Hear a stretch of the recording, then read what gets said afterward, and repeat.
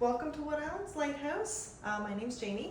I will be your tour guide. Now, our lighthouse was built in 1876. It was built as a two-story home with a six-bedroom, oh my god, a six-bedroom home with a living room and a sitting room, or kitchen, as well as a four-story lighthouse tower. Now it's built all together as one, so it's a seamless entrance into the lighthouse tower. Now, the road that you took to get here was actually built in 1940, so before that they had to row to get here.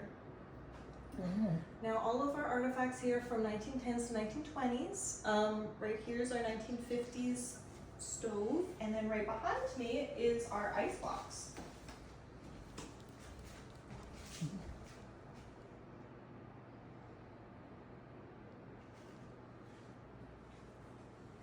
Now right here are some tools that would have been used to build this lighthouse, as well as one of the beams. Now when they did the renovation a few years ago, they did actually showcase, like they revealed this beam.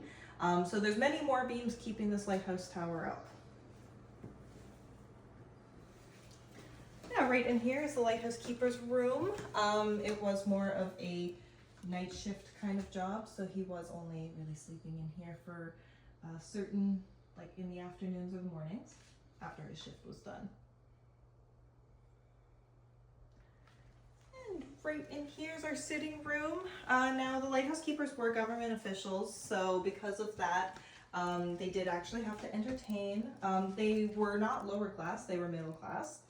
So they did have a bit of entertaining that they would do. Right up here is Donald Duncan McMillan, the man who built the house himself. And his brother James McMillan was our first lighthouse keeper here. And James had 4 sons, and out of those 4 sons, 2 of them ended up becoming lighthouse keepers themselves. And I'll have you follow me down in here.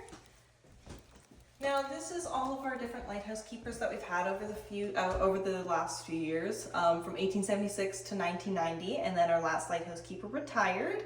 And the largest family that lives within this home had 7 children in this lighthouse. Wow. And right in here is kind of our multiple different information walls. Now I will just talk mostly about our move right here. So in PEI we do lose quite a bit of our coast every single year because most of our foundation is sandstone. So in this picture right here, this is from 2009. This is where the lighthouse was originally built.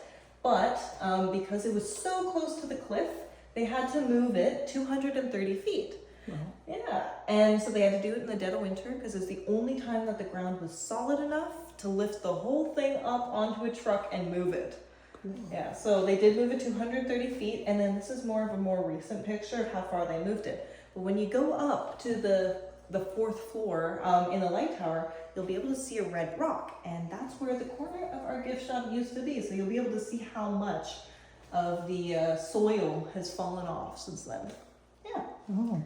And I'll have you follow me up. Yeah, we do have a bit about our Fresnel lens. Now, we do have a 4th order Fresnel lens here at the Wood Island's Lighthouse.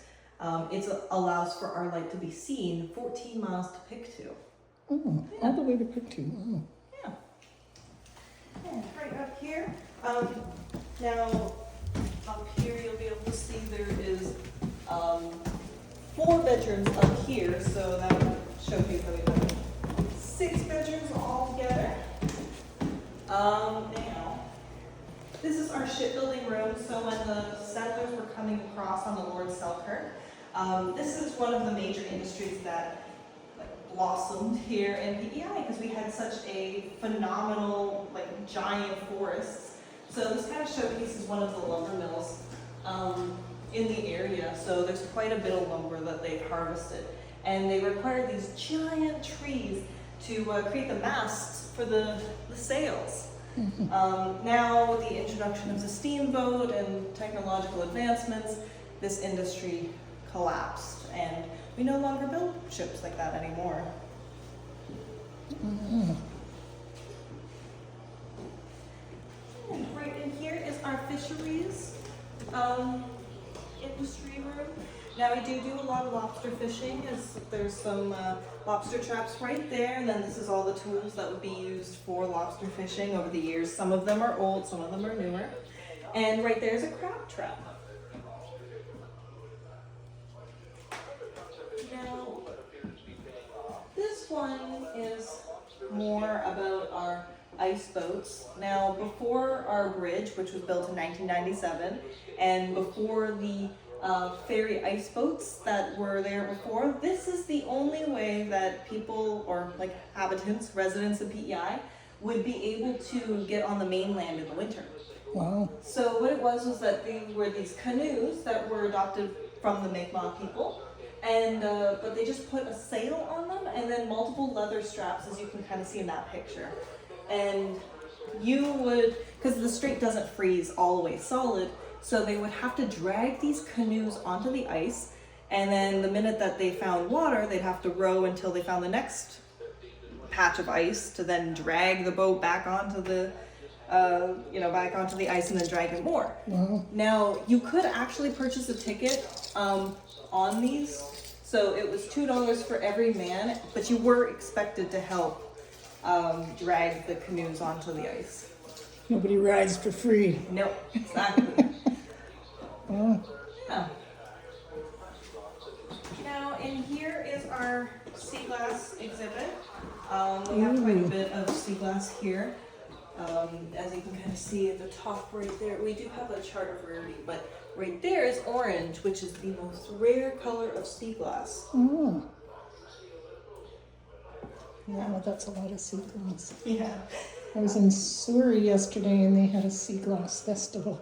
Oh yes, and up in Surrey, that's where a lot of the shipwrecks were, so there's still a lot of porcelain and sea glass. Yeah, the tides up there are quite nasty. But that is probably one of the best places on PEI to get sea glass. Okay. Yeah. Now it is glass that has been rolled over time through the waves and sanded down by all the sand. So the more rounded a piece is, the older it most likely is. Right. Yeah. But we're kind of losing it. There's not nearly as much sea glass as there once was, just because there's not as many shipwrecks. There's not as much littering or pollution, and then there's also not as much like Glass. yeah, glass. It's more plastic, Yeah. unfortunately. Plastic or aluminum cans. It's not nearly as yeah. And that's just some of the creatures that you might be able to find, especially out here. If you end up going to one of the beaches on this island, you'll most likely find some of those washed up. Yeah. And I'll be following here. This is our Northumberland ferry service. Now we've had ferries here for quite a while here in Wood Islands. This just showcases all the different kinds of ferries we've had. Now the two that are currently in operation are our Confederation and the Northumberland. The Northumberland is fairly new. Now we do have a third ship docking with us currently, which is the Surima, and that's because the Surima is just in case, it's been on loan. It's actually a Quebecois ferry that is used for sailing across the St. Lawrence River. So it's not quite used to the open ocean winds. Yeah. So it's just in case, it's like a plan B. It's only in case, we've had a bit of troubles with our ferries the last few years. So in case there's been an issue with either one, the Surima will come and help. You mean they break down or something? Well, it started in 2022 on the Holiday Island. There was an engine fire on the Holiday Island, which put it out of commission. Then it was scrapped in PIG 2 in 2022. Our Confederation is older, so because of that, it's a very reliable ship, but we've had a few freak accidents with it. And then the Northumberland is brand new. It only started docking here last year, so they're kind of just working out the new ferry. Mm-hmm. Yeah. Nice. And this is just some kinds of different paraphernalia from many of the different ships that we've had over the existence of the ferries here. Once at sea, the ferries begin to develop a livelier disposition. Good. I'll have you follow me up. This is up to the third flight. Now let's get a little bit steeper because we're going straight into the Lighthouse Tower.